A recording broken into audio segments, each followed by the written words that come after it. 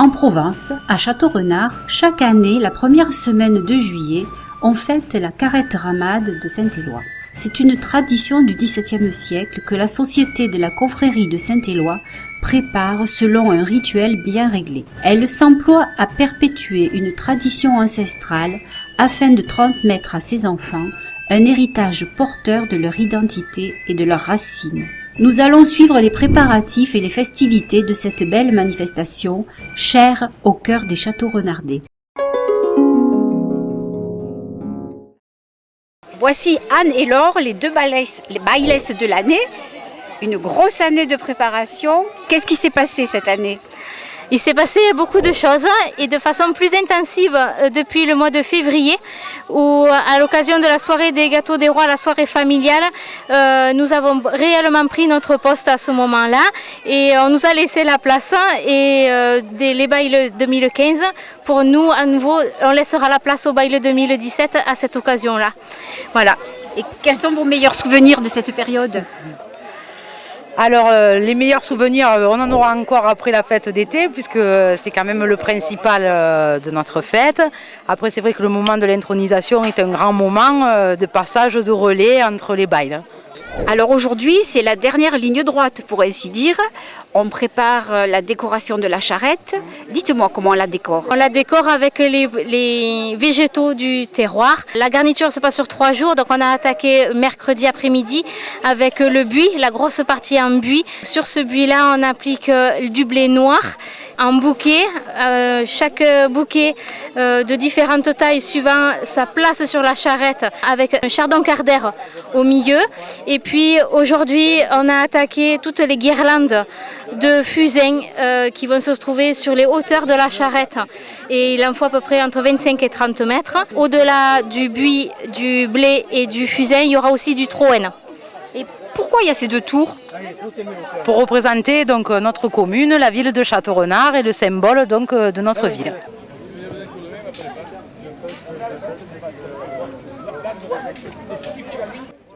Les anciens se font un plaisir et un devoir d'apprendre aux enfants ce qu'est cette tradition. On est obligé de commencer par le buis. Parce que le buis, c'est toute la charrette a du buis partout. Fond. Voilà, c'est le fond. D'accord. Ensuite, on fait les croisillons de blé. Alors toujours, chaque bouquet a un chardon. Oui. Et il y a des bouquets plus gros que les autres. Normalement non, mais en pratique oui. Et l'avoine, on la mettra. En haut, complètement en haut. La partie la plus haute de la charrette. Et aussi un peu dans les roues, me dit le monsieur. Oui, au milieu de la roue, ça ressort.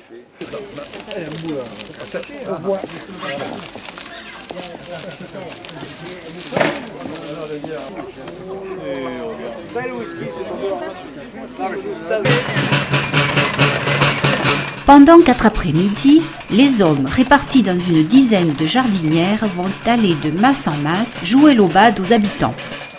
Aujourd'hui, la tournée s'arrête pour un goûter dans le mas d'un ancien président de la confrérie.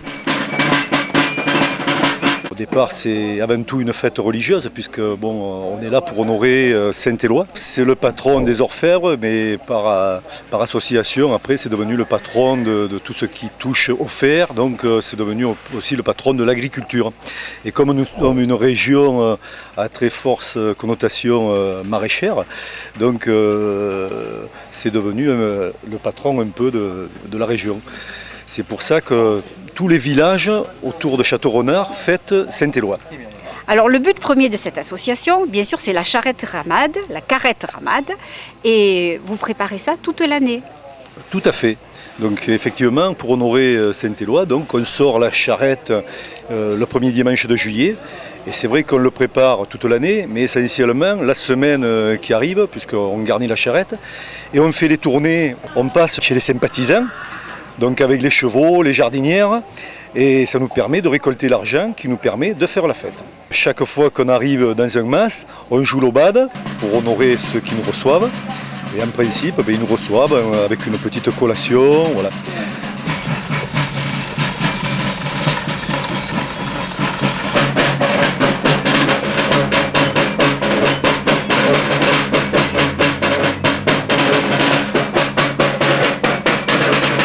Merci à vous. Bien, tranquille.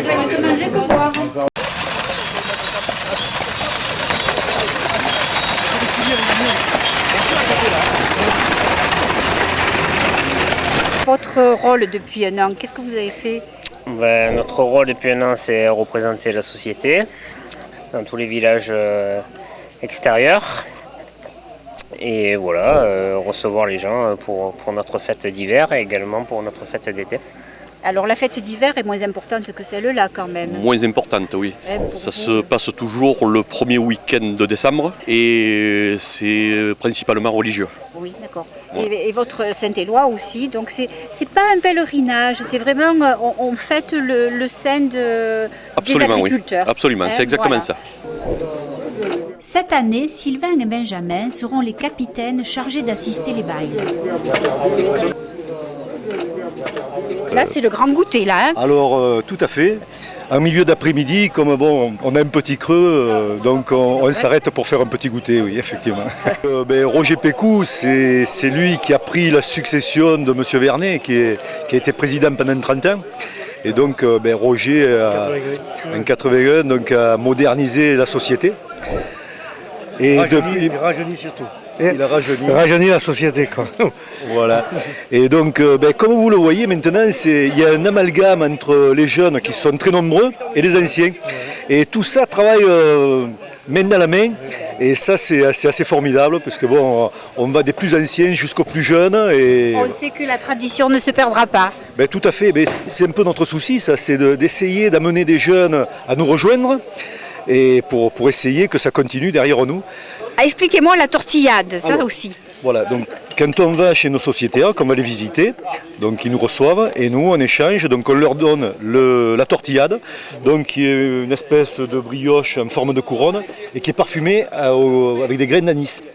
Et on leur donne le drapeau de l'année, donc avec un effigie Saint-Éloi, avec le nom des capitaines et le nom des bails de l'année. Aujourd'hui, c'est dimanche, le grand jour de la fête. La charrette est prête. Les derniers bouquets ont été fixés. Nous sommes au maïs des bails. Il est 7h du matin.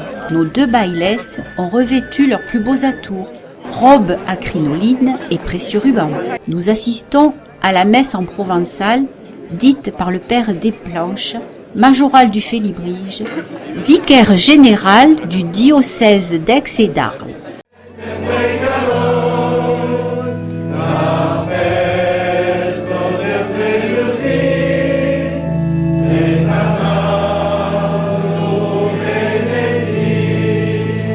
Des séparats, la langue, la fée, les traditions, non c'est bien des vieux, la cuisine provençale. Non, nous ne pouvons pas des séparats. Tout à quoi va écouter, tout à quoi va essayer, et une bien des vieux. Va qui permet la tradition, bon, que se célèbre une messe, hommage des matins. Non c'est Dieu, esproche, souverain, esproche, souverain, disait, non c'est corps.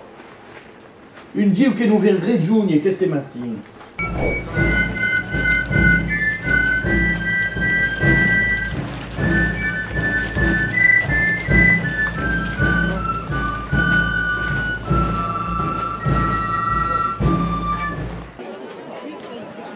Juste après la messe, les membres de la confrérie convient les fidèles et les invités à un petit déjeuner géant où l'on va cuire plus de 1000 saucisses.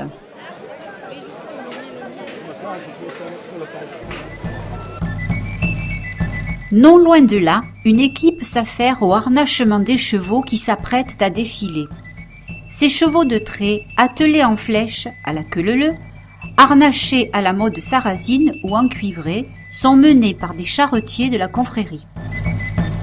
Vous êtes responsable de tous ces colliers ? De ces colliers, ces brides, ces caparaçons et tout le matériel qu'il y a pour garnir les chevaux.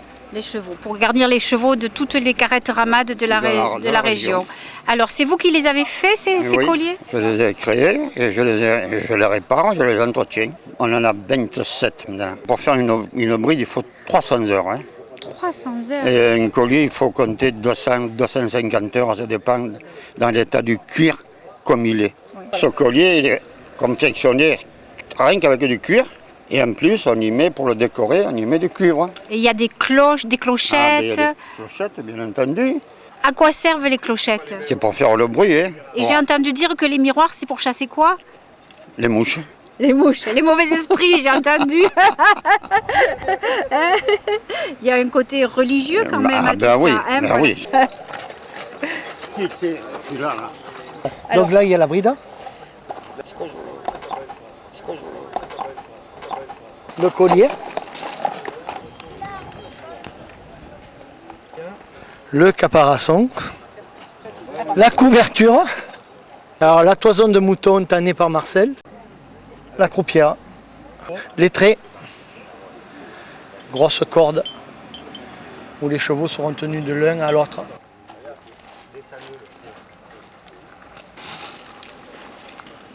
Le public se rassemble à proximité de la place de l'église où va avoir lieu la bénédiction des attelages et des différents groupes de maintenance. Pour la circonstance, et ce qui fait le charme de la fête, de nombreux groupes de tradition provençale viennent se joindre à la manifestation. Gardiens, groupes de passionnés par le costume ou la danse sont au rendez-vous, le tout rythmé par le son des fifres et des tambours.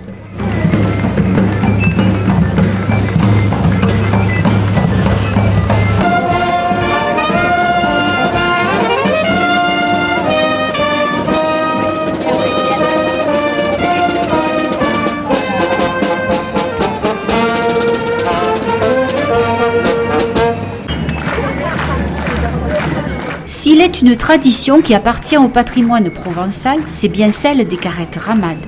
C'est l'occasion pour toutes ces dames de sortir leurs beaux costumes et de nous présenter de magnifiques chorégraphies de farandoles colorées.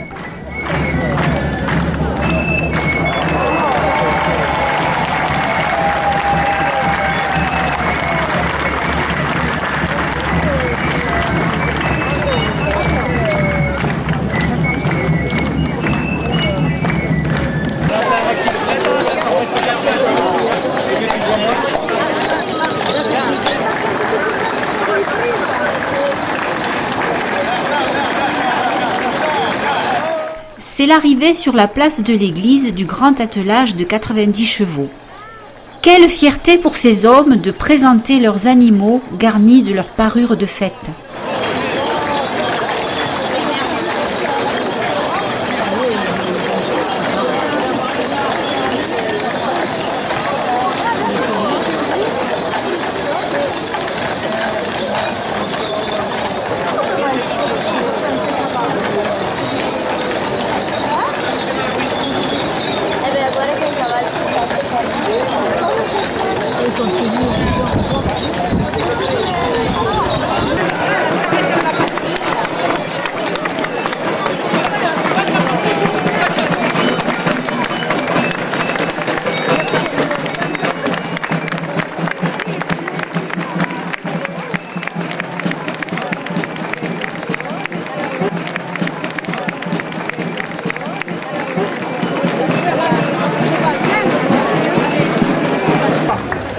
Vous pouvez faire un tonnerre d'applaudissements aussi, ça va encourager les enfants.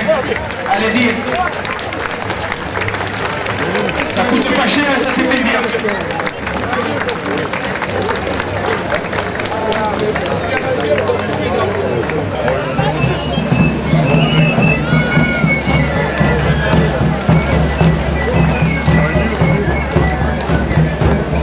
Bien entendu, vous avez les cavaliers des Castells qui viennent devant vous. Nous avons toujours notre Christian Aubert favori.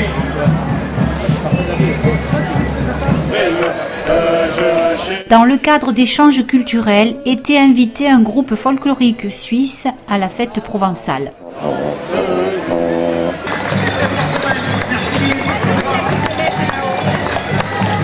La ville de Château-Renard peut être fière de voir perpétuer chaque année la carrette ramade de Saint-Éloi. Nous y avons vu avec quel entrain les nombreux bénévoles et membres de la confrérie s'activent pour sa réussite.